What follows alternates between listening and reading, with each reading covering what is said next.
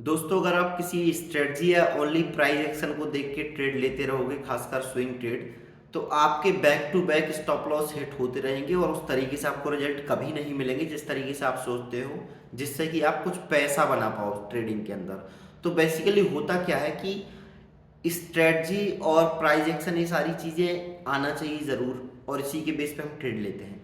लेकिन हमें मार्केट के अंदर धीरे धीरे अपनी ऑब्जर्वेशन पावर बढ़ानी है। बेसिकली होता क्या है कि जब हम लंबे समय तक मार्केट के अंदर काम करते हैं तो हम ऑब्जर्व करते रहते हैं चार्ट को जब ऑब्जर्व करते रहते हैं तो हमें समझ में आने लगता है धीरे धीरे। जब आप 50 या 100 ट्रेड, इसीलिए बोलते हैं ना कि किसी स्ट्रेटजी पे एटलीस्ट 50 या 100 ट्रेड लेके देखो, जब पता चलेगा कि कोई स्ट्रेटजी सही तरीके से काम करती है या नहीं।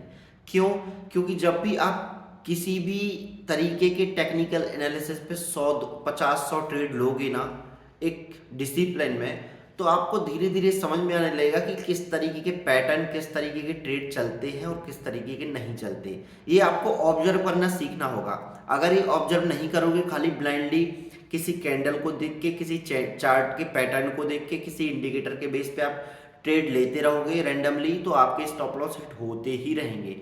आपको धीरे धीरे ऑब्जर्व करना सीखना होगा कि किस तरीके के जो चार्ट पैटर्न है या कब कब किस तरीके के सेटअप वर्क करते हैं और किस तरीके के नहीं करते, किस तरीके के फेल होते हैं। अगर आप ब्रेकआउट ट्रेड लेते हो तो आपको ये नोटिस करना होगा, धीरे धीरे ऑब्जर्व करना सीखना होगा कि किस तरीके के ब्रेकआउट फेल हो जाते हैं, किस तरीके के चलते हैं और किस किस तरीके से वो चलते हैं। ये धीरे धीरे आपको जब आप ऑब्जर्व करोगे, सीखोगे। एक इसीलिए बोलते हैं ना कि जनरल बनाओ ट्रेडिंग का, मतलब कि जितने भी आप ट्रेड ले रहे हो उसका एक जनरल बनाओ और फिर उनको ऑब्जर्व करो। बाद में भी ट्रैक करते रहो कि आखिर वो करते क्या है। अगर आपका किसी ट्रेड ने स्टॉप लॉस हिट कर दिया है तो बाद में वो किस तरीके से बिहेव कर रहा है, ऊपर जा रहा है तो कैसे गया वो, ये सारी चीज़ें धीरे धीरे ऑब्जर्व करोगे ना, तो आपकी ऑब्जर्वेशन पावर बहुत काम आती है ट्रेड लेने में। उससे आप ये पता कर पाओगे कि इवन अच्छा पैटर्न, सारी चीज़ें होने के बाद भी आपको वो ट्रेड लेना है या नहीं। जिस दिन ये डिसाइड करना, ये ऑब्जर्व करना सीख गए ना,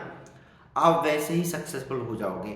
यही वो ऑब्जर्वेशन पावर है जो एक्सपीरियंस से आएगी, ना कि एक दो दिन में किसी स्ट्रेटजी या ओनली प्राइस एक्शन के बेस पे। इसीलिए लोगों को सब कुछ आने के बाद भी प्राइस एक्शन वाले ट्रेडर भी सक्सेस नहीं होते हैं, बैक टू बैक ऐसा लेते हैं। क्यों?